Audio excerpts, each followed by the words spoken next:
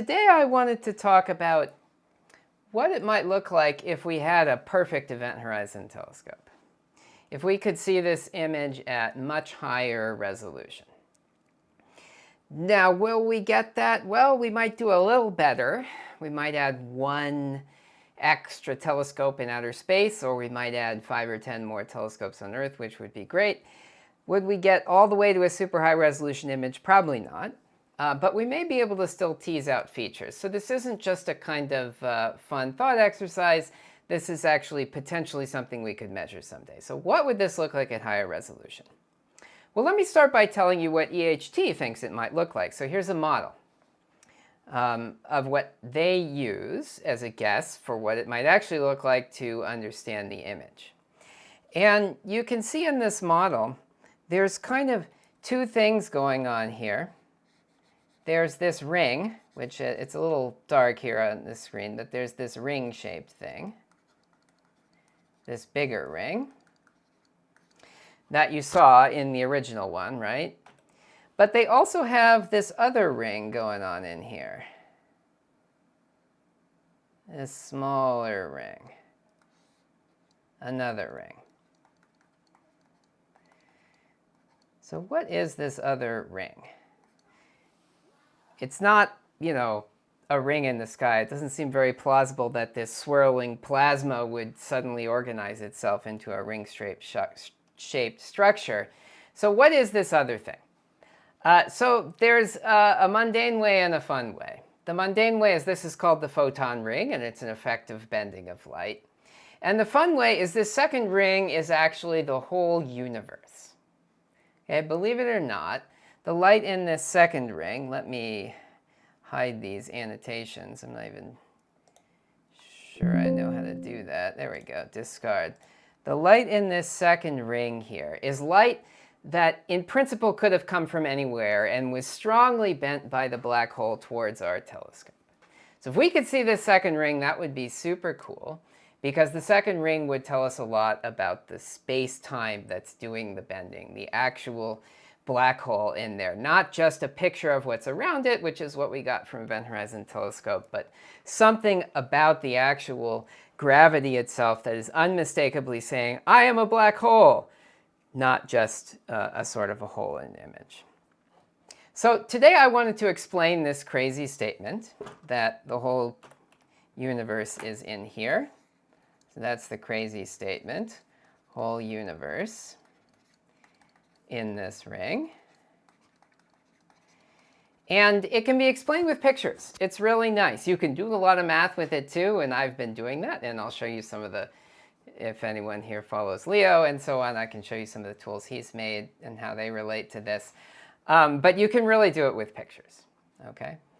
So let me get into that.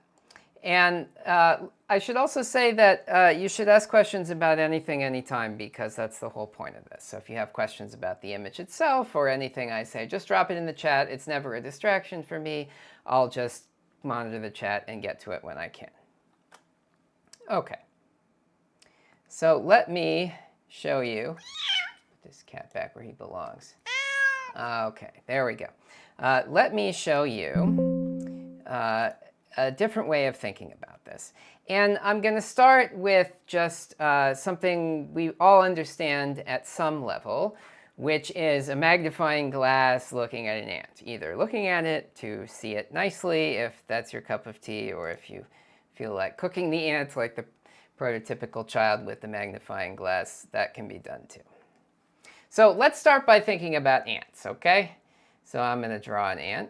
That's something I had to handle. It's got kind of two parts. It's got 6 legs. 3, 4, 5, 6. Okay, that's an ant. Now, I don't know how you guys think about optics. You don't have to know much about optics, but we have to be on the same page. If we're going to talk about why a black hole shows you the whole universe, we have to at least be able to understand together with the same language what it means to look at an ant. Okay, and so I'm going to imagine that you, the observer, is far away. You are far away. Okay? And so what that means is the light that is reaching you from this ant is basically parallel by the time it reaches you. Okay, so the rays of light from the ant, I'm just going to draw some straight lines, just like this. Okay. Now, in your eye or your camera, whatever you're using, there's stuff going on. There's a lens, there's image forming. We don't really need any of that. Okay. We're just going to imagine that that is taken care of. And I'm just going to do the sort of simplest thing, which is I'm drawing these rays of light here in black. I forgot to extend these. They don't hit the ant. They go onward. So these rays of light, some of them came from the ant and some of them didn't. All right. And we're going to imagine then that there's a screen here. This is your screen where your image lives. Again, it's really a lens and something more complicated, but this is just as good a way to think about it if you don't worry about the details of your camera. And we're going to ask, where is the ant? Well, the ant is on these two lines here in the middle. So you see the ant here on your screen. Okay? And so this is how I'm going to think about viewing an ant without any magnifying glass. It's just the light came straight to you, and the light rays that came from the ant show you the ant, and the other light rays show you nothing. Okay. So now let's think about the same situation. Same ant. Actually, maybe I can copy and paste and get literally the same ant. I bet I can do that. Let's get literally the same ant. There he is. Okay. Now we're going to do the same thing. We're going to have our screen. Can even make another screen here. Have our screen here. We're going to have our rays of light that are coming to us basically straight. But I'm going to put a magnifying glass in between us. So here we are, drawing rays of light until they reach the magnifying glass. Thank you, Windows. Get a few more in here. All right. Now what happens when we add a magnifying glass here? Magnifying glass. Is what does it do? It focuses the light, right? So some of the light, it all bends a little bit inward, all right? Like so. And what that means is more of these rays intersect the ant than did without the magnifying glass, right? Because they're bending towards the focal point of the lens. And so, what happens to the ant? Well, it's a magnifying glass. The ant is supposed to look bigger, so let's understand that. So here are the rays that came from the ant. This is the top one here, right? Goes to here. This is the bottom one that came from the ant. And so all these rays here, these ones inside, they're all ant, okay? And so we see a bigger ant.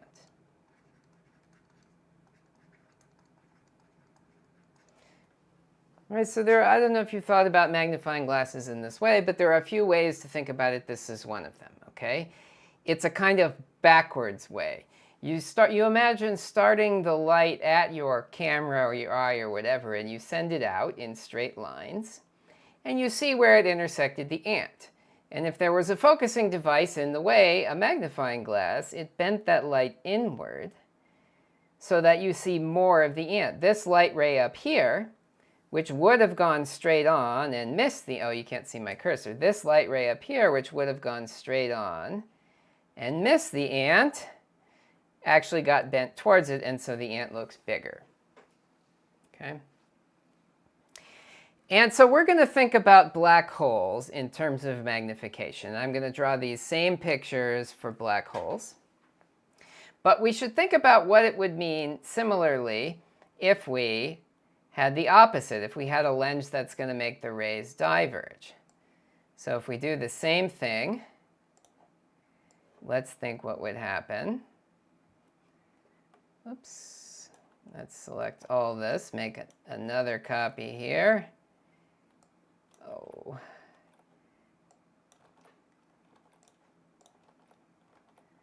Paste. Nope. Make another copy. All right. I'll have to draw it again. Let's imagine we did the same thing, but the rays diverged.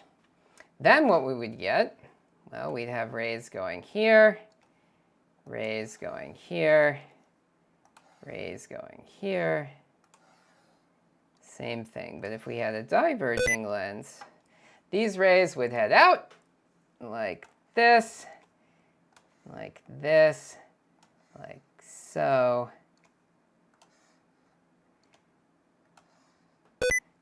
And then if we put in our demagnifying glass, if you like, so let's make our demagnifying glass green. So this is our demagnifying glass. Then what we should see is our ant here. Here's our ant, same size ant. But you see, far fewer rays are hitting it. In fact, it's really just this little central one here that hit the ray, hit the ant. And so then on our screen, the ant is smaller. Okay. So if you go back from the image, starting here, taking your straight line light, and it gets bent somehow, if the rays converge, as in up here, the ant looks bigger, and if the rays diverge, the ant looks smaller.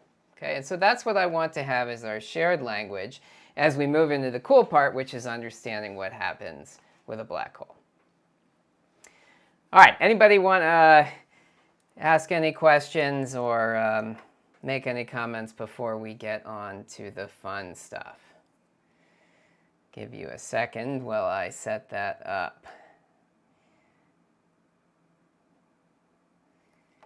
Actually, I'll do it on the same whiteboard. All right, so let's see how we can explain this universe in a ring phenomenon with singular pictures. So we're going to have to know what kind of lens a black hole is.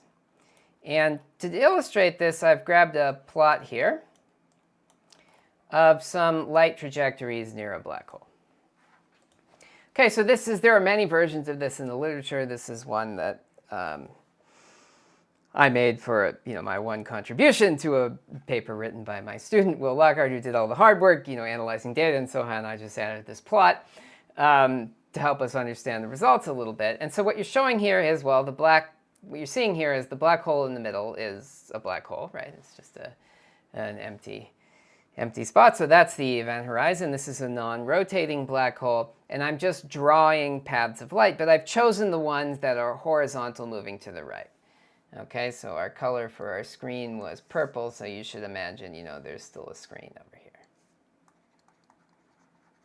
And in fact, we can probably just put it right there, so you associate it with these numbers. So these numbers are the impact parameter, if you like, of the photon, but they're just pixels on the screen, okay? And I've numbered them outward from 0 in the middle, and I can put this there, so it's about even. Okay, so let's think about what would happen. I wanted a cat. I need a cat. Where's my cat? Okay, come here, kitty. Come here. Where are you? You are in here. Okay, here's a nice cat. Okay, so let's imagine we put a cat in the black hole. So now we're looking at a cat. I'm going to put the cat here.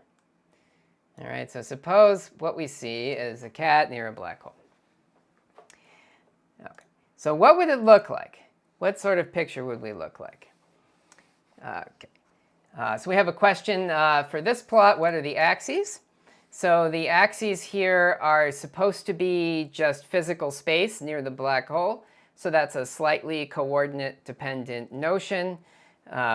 But it's not so bad, so we just take the coordinates used to describe a black hole. So if you think about the typical size of the black hole, here, This would be millions of kilometers for M87, so the scale roughly is, you know, 1,000,000 kilometers per tick mark or something. So this is physical space near the black hole, and I'm drawing paths of light.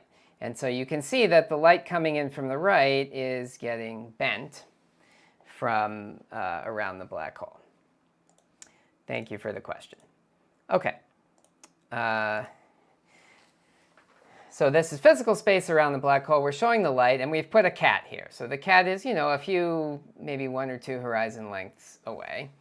And we want to think, what does it look like? Okay? So basically, all we have to do to understand what the cat looks like is to follow the light, right? Just like we did for ants up here. This ant here, we follow the light rays as they go out, and we see where the light rays end up on the image. And that shows us whether the ant got bigger or smaller. Okay? Now give it a think.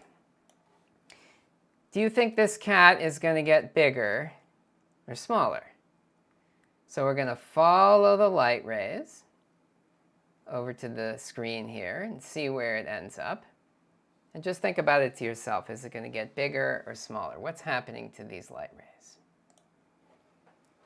So the nice thing here is I've positioned the cat right between the 2 red ones. There's nothing special about these red light rays. I've just colored them to guide your eye. So the cat's ear is touching this one. So the ear of the cat ends up somewhat up here, right? The ear of the cat ends up at 10 on the screen, the 10th pixel if you like. And the toe of the cat, that ends up at the 8th pixel. So let's see whether we have to make the cat bigger or smaller. When I put the cat over here, just copying and pasting, it actually spans a little more than it should. I have to make it a little smaller to get it to fit in. A little smaller. Okay. So the cat actually got smaller.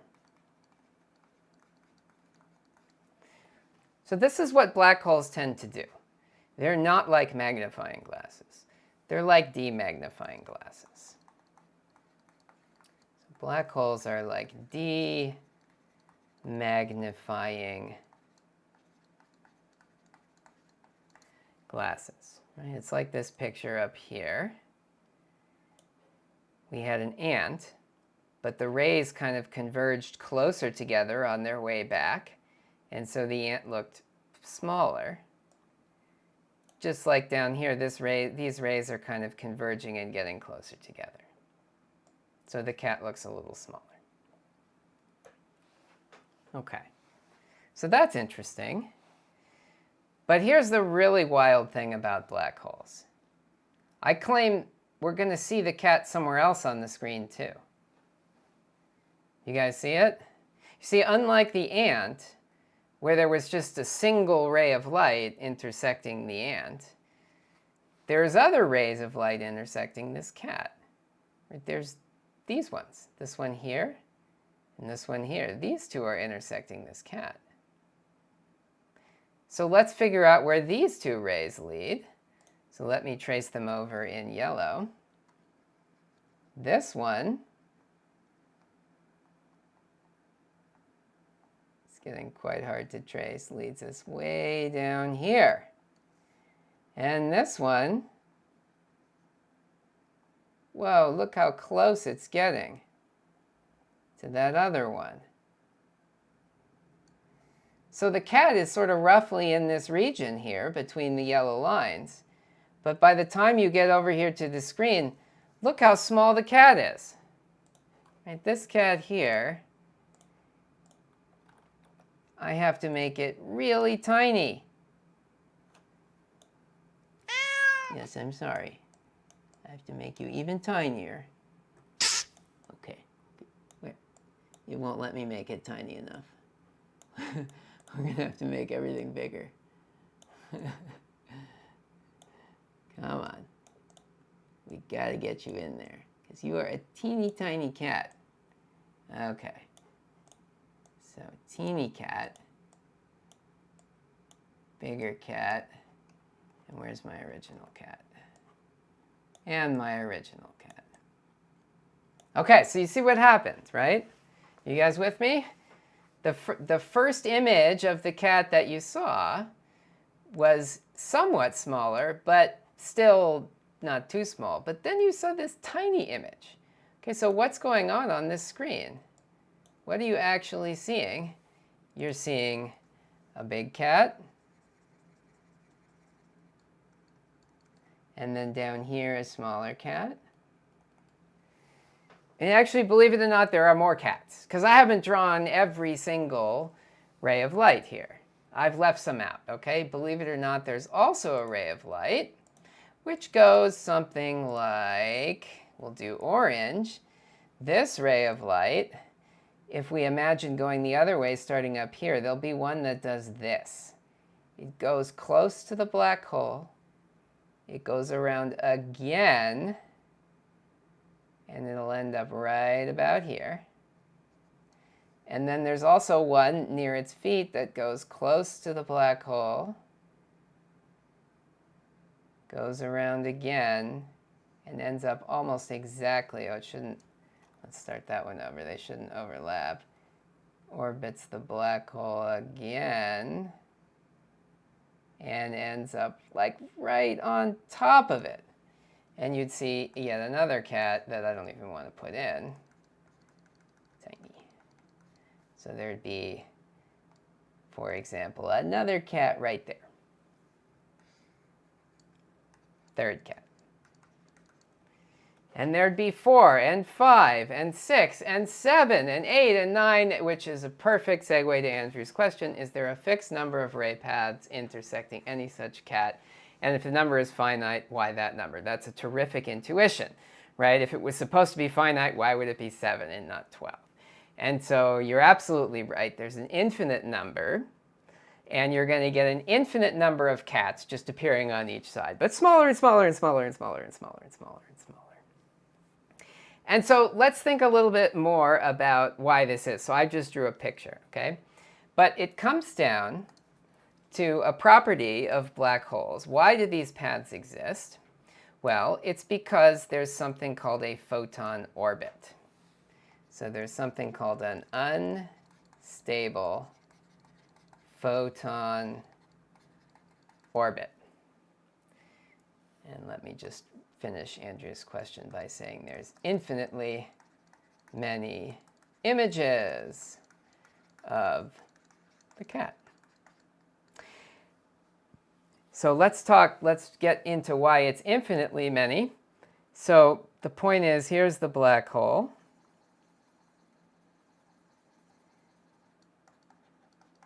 There's a black hole. And then in the coordinates we're using here, this black hole is of size 2. That's 2m for those of you who know. So this here is roughly, well, it's of radius 2, so this here is roughly 4 across, 4 units of mass, if you like. And then at radius 3, in a non-rotating black hole, there is a special radius where you can have photons orbiting. Okay, so at 3 gm over c squared, that's our photon. That's the unstable photon orbit. And so these unstable photon orbits, you might think are just kind of useless. That's what I thought when I learned about them, because, you know, if it's unstable, why do we care about it? Like, why do we care that you can balance a pencil on its tip? In principle, because it's always going to fall over, right? So photons are always going to escape from these. Oh, they're never going to actually orbit. They're always either going to fall in or escape to the detector. Okay? But the point is, what this means is you can get arbitrarily close to it. So you don't have to orbit it. It shows you that, for example, if you are a cat and you are emitting light, where's Mr. Kitty? Okay, come here, Kitty. So, okay, yes, I'll get you there. There you go. Okay, so there's the kitty, and he's emitting light. And so most of the light goes out in all directions, of course, but some of it, some very small fraction of it, is going to graze this photon orbit and get bent into orbit, right? And if you aim really well, the closer you aim to the light landing on the photon orbit, the more times it orbits, okay? So photons can orbit an arbitrary number of times. Can orbit as many, or let's say an arbitrary number of times.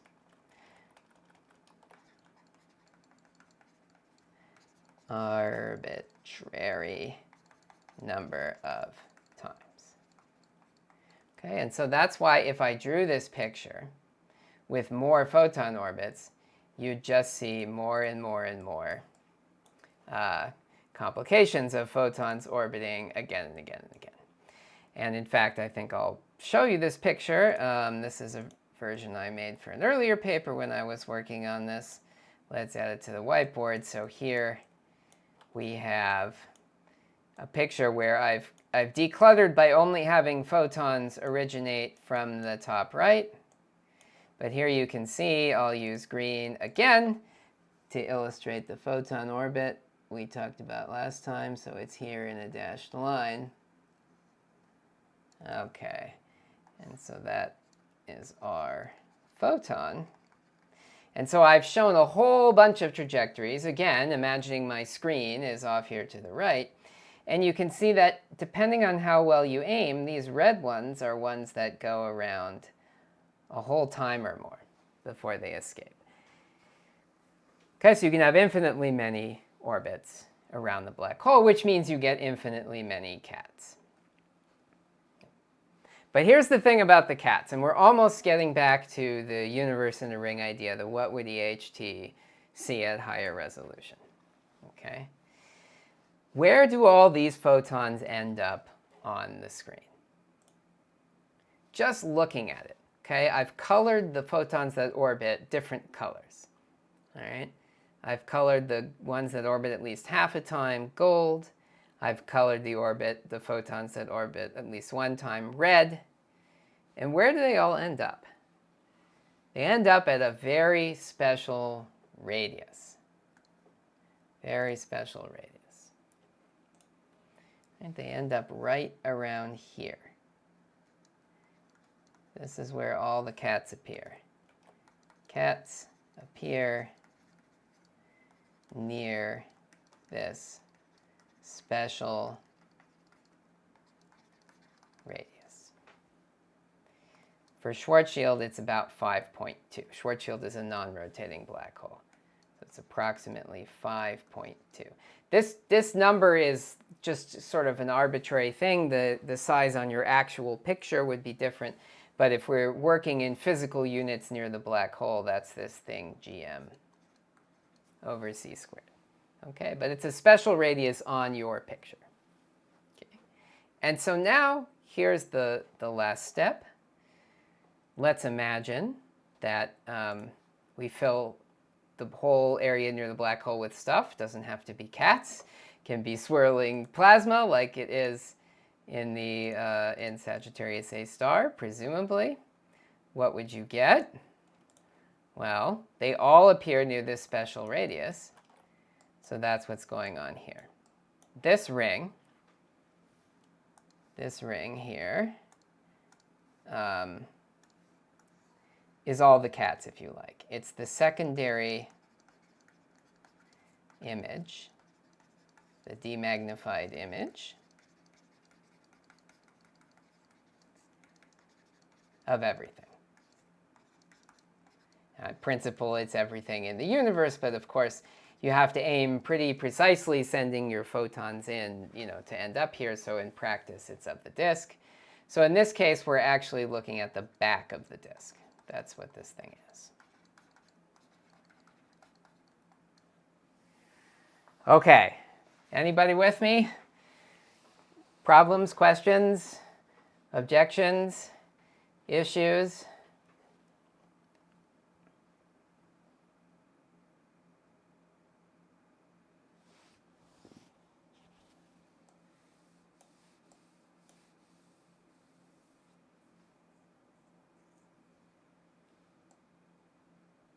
All right, while you guys are pondering whether it's all clear or totally mysterious, I will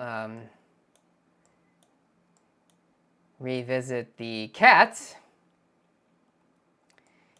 So we talked about looking at cats, but we can do the same exact thing with an accretion disk to bring it full circle.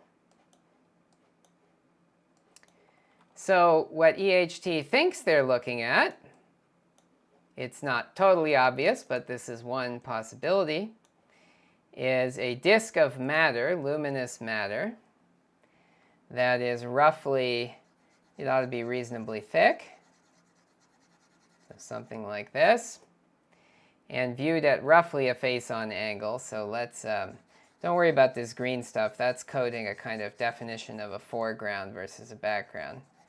But what EHT thinks we're probably looking at is a disk of emission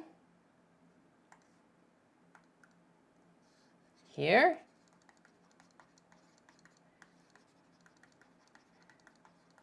And so we are the observer in our purple screen as usual. This is our screen. The observer is here. Let's rotate this a bit. Okay. There you have it. And so what do you see mainly? Well, you mainly see the emission. So we see our ring from the yellow stuff. This is the main ring from the yellow stuff, right? So this is light that was carried on the direct lines, like the ones that came off the front. But then you will also see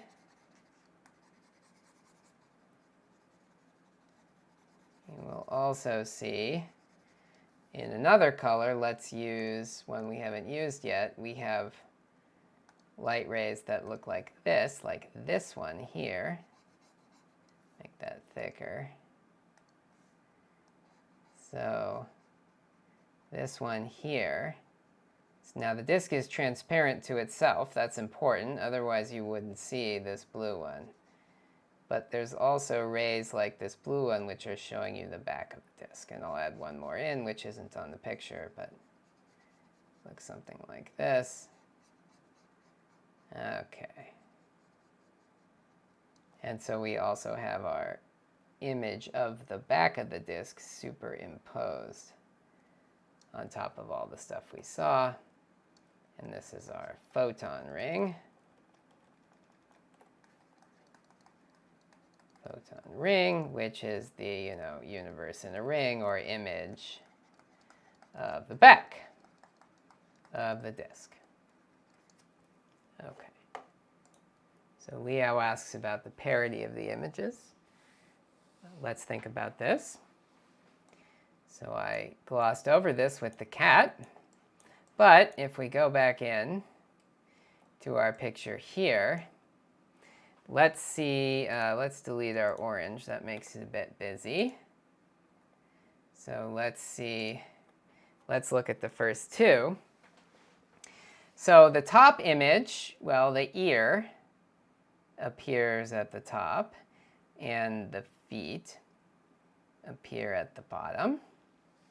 But let's think about the one under here. So we're seeing a kind of rotation. So the top one is sort of carrying a view of the chin, and the bottom one is carrying a view of the tail. So I think it might,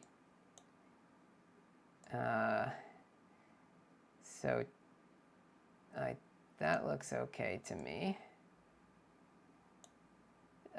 No, yeah, it looks like I am going to have to invert it to get the tail. Now I think I have an inverted cat here because I prepared for this playing around early. So here's my inverted cat. So now with my inverted cat, I can probably rotate it so that we have ear and tail on the correct light rays. You see what I'm doing here? This light ray here is intersecting the face and the ear, and this one is intersecting the tail. So I need to line those up down here. And then you can see that it works if it's demagnified and inverted and slightly rotated. So yes, the images, you definitely see different viewing angles, and there's also an inversion effect. And this would be important if we were going to actually resolve individual images, but unfortunately that's pretty tricky. What we get instead is just, we're really dealing with something more like a disk here. Shut it down here. And so, it doesn't matter so much that the back of the disk is inverted or something. It's just, it is what it is. It's just a disk. We can't really see any parity. Thanks for the question. What else? Questions about anything involving the imaging or the Event Horizon Telescope or the data before I go to the final thing I wanted to talk about, which is rotating black holes.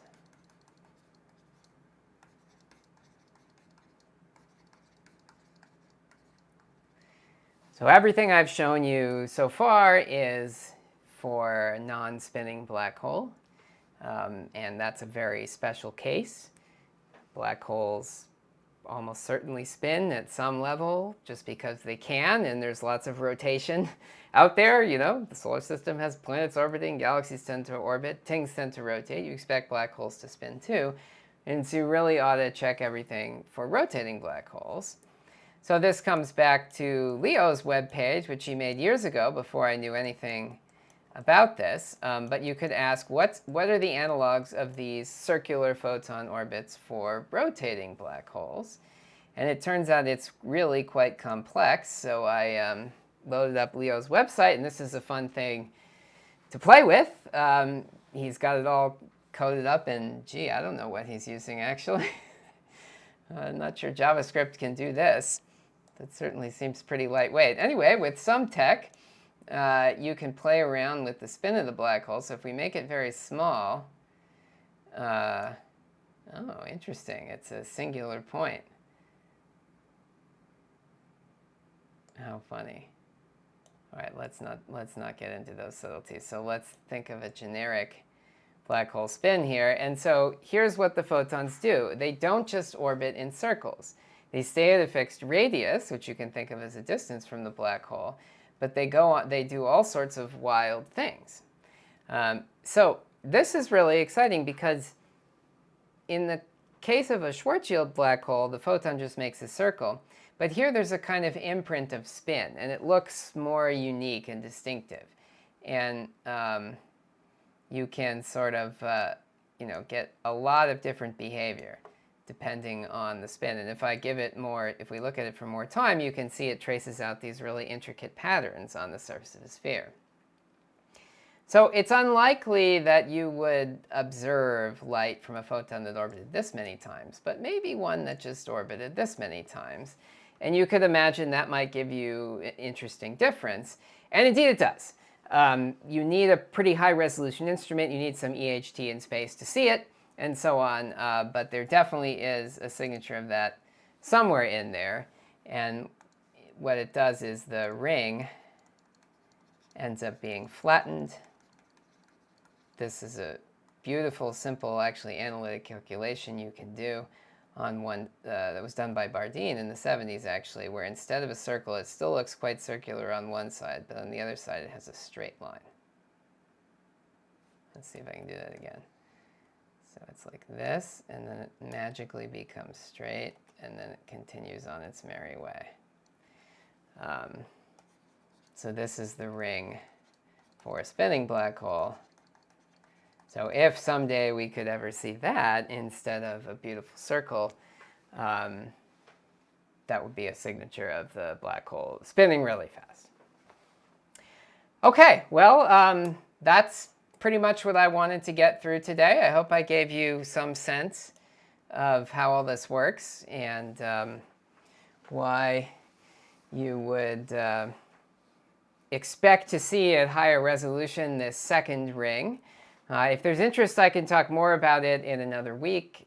This is something I've been working on a lot. I'm involved in a space mission that's going to go out and try to measure this second ring so we can really say, it's a black hole and really nail down its mass and so on. But until then, what we have is this beautiful image of the that was reconstructed by EHT this time. And, it's really an amazing achievement, but when you look at it next, think about how much more ought to be in there. Somewhere in this image, if we could just get a better instrument, tease it out, go to space, build better detectors, build bigger antennae to collect more photons, whatever it is, there ought to be in there another ring, a smaller ring, which is the signature of light that orbited the black hole before it came to us. And with that, I'll end the stream for tonight. Thanks so much for coming. If you enjoyed it, please do follow me on Twitter or sign up for the mailing list at my website. I'll leave a link in the description. If you have suggestions for future videos, leave a comment and I'll do it. So thanks everybody and have a great rest of your Friday night.